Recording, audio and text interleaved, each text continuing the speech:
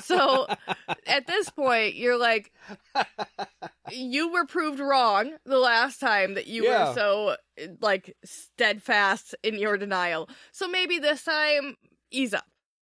Right. Stop with the that's not possible. After time, they've proven to, no, it's very possible. Yeah. In fact, it is.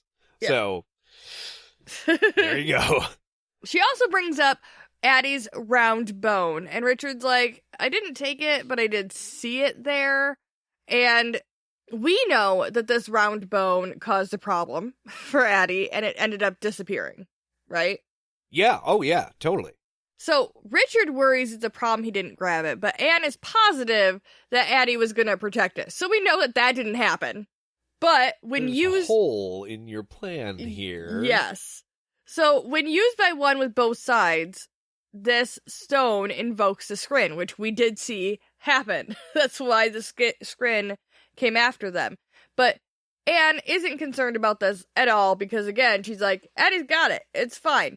Even though you didn't grab it, I assumed you grabbed it. It's fine. Addie is going to handle it. Well, and the purpose of the Skrin is to maintain the veil. That's what they're there for. The reason that the Skrin were chasing them is because they were close to the veil.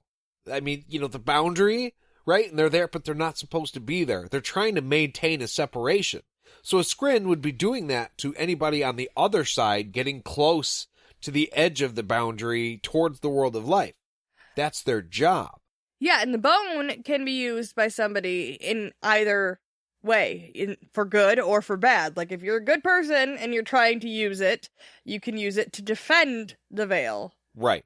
If you're not... defend the side of life, rather. Yes, if you're not, then you can use it to tear the veil. Or... just general fuckery. Yeah, general... bad things. Yeah. But Richard has both sides of the gift. And he doesn't have the bone. But yeah, so it doesn't really matter.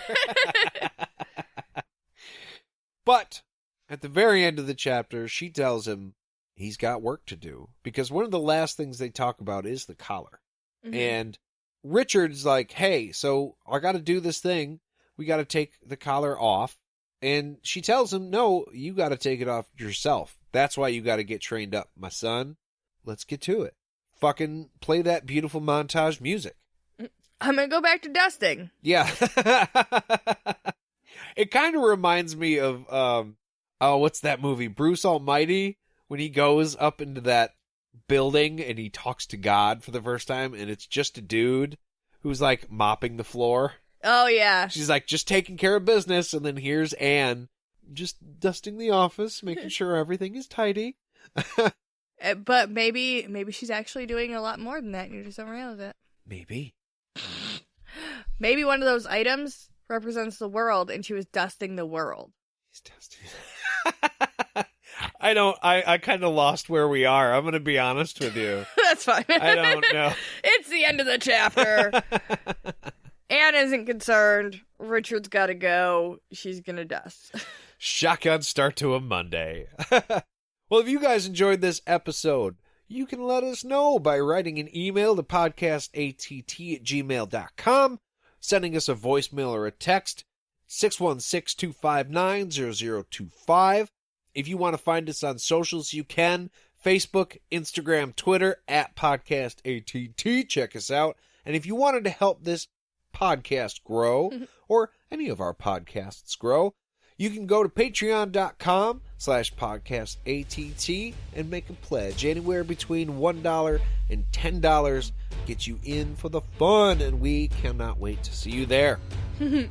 So, thank you guys so much for listening. We will have an episode on Wednesday.